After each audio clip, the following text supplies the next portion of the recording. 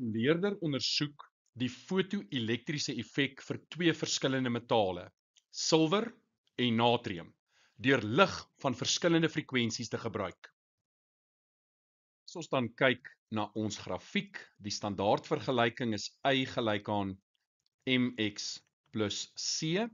Op die y-as het ons die maksimum kinetiese energie en dit word gemeet in joule en dit is natuurlik die maksimum kinetiese energie van die vrygestelde fotoelektrone. Dit is gelyk aan mx. Ons x waarde is die frekwensie en ons weet dat vir ons vergelyking gaan dit verwys na die energie van die lig wat op die metaal val en dit is gelyk aan Hf. So H, Planck se konstante, is ons gradiënt. En dan ons y-afsnit is negatief die arbeidsfunksie. En as ons dan kyk na ons waardes vir natrium, het ons 'n x-afsnit van 5,94 maal 10 tot die mag 14 en vir silwer is dit 11,42 maal 10 tot die mag 14 hertz. Definieer die term drumpelfrekwensie. Nou, die drumpelfrekwensie is die minimumfrekwensie van 'n foton benodig om elektrone vanaf die oppervlakte van 'n metaal vry te stel. In die geval van natrium gaan die drumpelfrekwensie 5,94 maal 10 tot die mag 14 hertz wees en silwer se drumpelfrekwensie gaan 11,42 maal 10 tot die mag 14 hertz wees. Watter metaal, natrium of silwer, het die grootste arbeidsfunksie? En ons moet ons antwoord verduidelik. Nou, silwer sal die hoogste arbeidsfunksie hê. Hoekom sê ons so? Die drumpelfrekwensie van silwer is hoër as die van natrium. En as jy kan onthou, die arbeidsfunksie is gelyk aan Planck se konstante maal met die drumpelfrekwensie. En die drumpelfrekwensie van silwer is hoër as die van natrium en gevolglik gaan die arbeidsfunksie van silwer hoër wees as die van natrium. Noem die fisiese konstante wat deur die helling van die grafieke verteenwoordig word.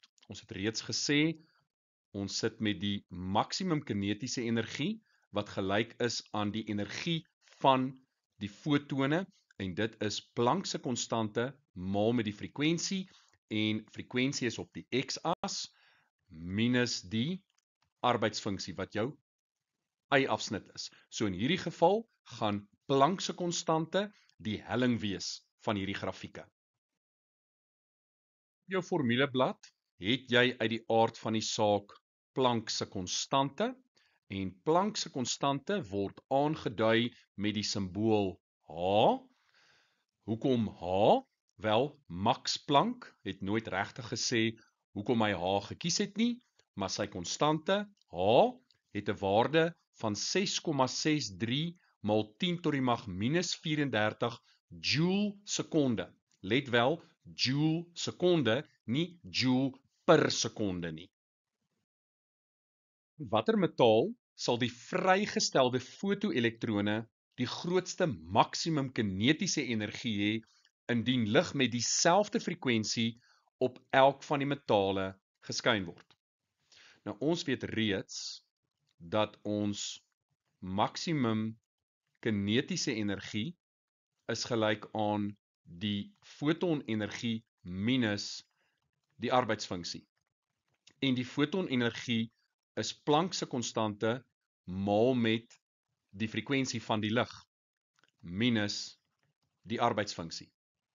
Nou in hierdie geval sê hulle vir ons lig met dieselfde frekwensie. So die frekwensie gaan dieselfde wees in beide gevalle. Planck se konstante is 'n konstante. Met ander woorde, die fotonenergie, hierdie hele faktor gaan konstant bly in hierdie vraag. So dit beteken ons moet kyk na die arbeidsfunksie. En ons het reeds gesê dat silwer se arbeidsfunksie is groter as die van natrium. So, natrium se maksimum kinetiese energie gaan groter wees as die van silwer. 'n ander foto-elektriese eksperiment word blou lig wat van 'n gloeilamp verkry is op 'n metaalplaat geskyn en elektrone word vrygestel.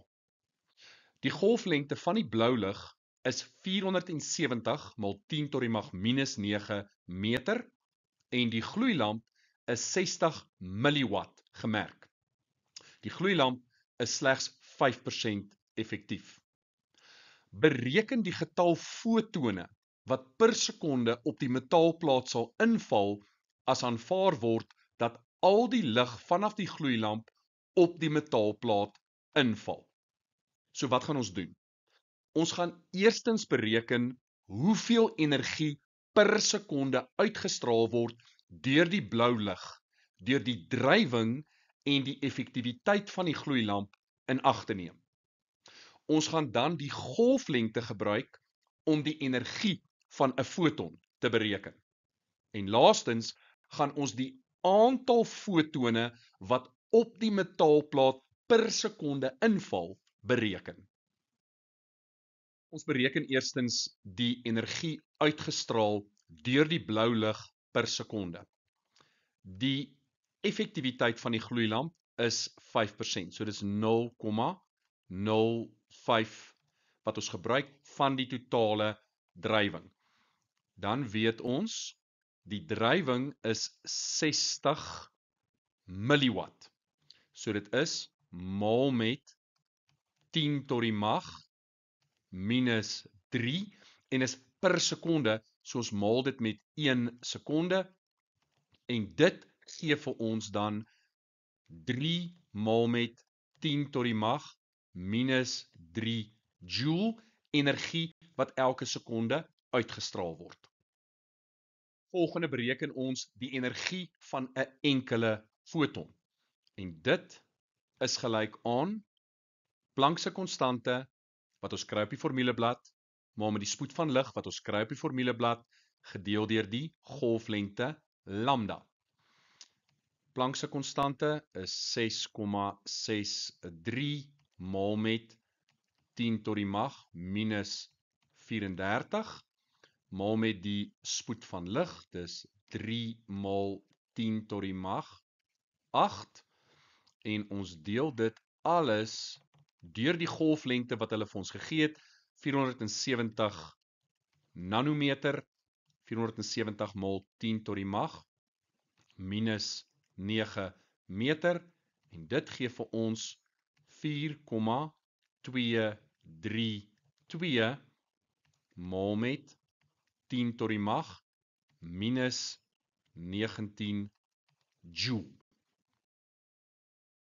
En laastens bereken ons die aantal fotone per sekonde. Ons kyk na die totale energie wat uitgestraal word per sekonde en dit is 3 maal 10 tot die mag minus 3 en ons deel dit deur 4,232 maal met 10 tot die mag minus 19 en dan kry ons 7,09 maal met 10 tot die mag 15 fotone. Skryf sonder enige verdere berekening die getal elektrone neer wat per sekonde vanaf die metaal vrygestel word. Nou as daar staan sonder enige verdere berekening, beteken dit jy moet dit nie oordink nie. Die korrekte antwoord is 7,09 maal 10 tot die mag 15 elektrone, oftewel fotoelektrone. As dit kom by die foto-elektriese effek, is die verhouding van fotone tot fotoelektrone in 'n ideale wêreld 1 tot 1. En dit is die scenario wat jy gaan aanvaar op skool. So die aantal elektrone, oftewel fotoelektrone, wat per sekonde vrygestel word, sal gelyk wees aan die hoeveelheid fotone wat per sekonde op die metaalplaat inval.